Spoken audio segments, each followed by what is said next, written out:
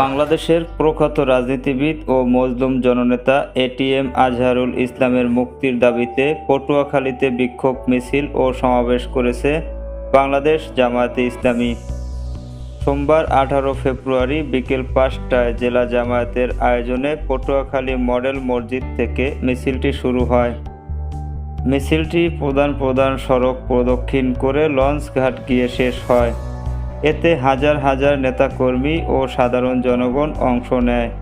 মিছিলের পূর্বে জেলা জামায়াতে ইসলামীর আমির পটুয়াখালী 1 আসনের এমপি প্রার্থী অ্যাডভোকেট নাজমুল আহসানের সভাপতিত্বে সমাবেশ অনুষ্ঠিত হয়।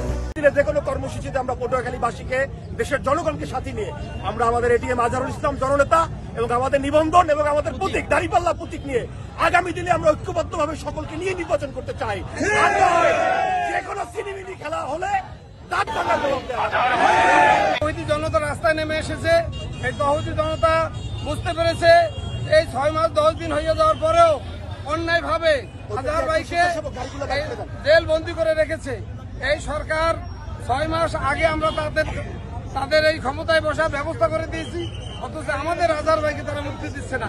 এর আগের যে অবৈধ সরকার অবৈধভাবে আমাদের আজহার ভাইকে বন্দি করে রেখেছে, এই সরকারের উচিত ছিল বসার সাথে সাথে আজহার ভাইকে মুক্তি দেওয়ার।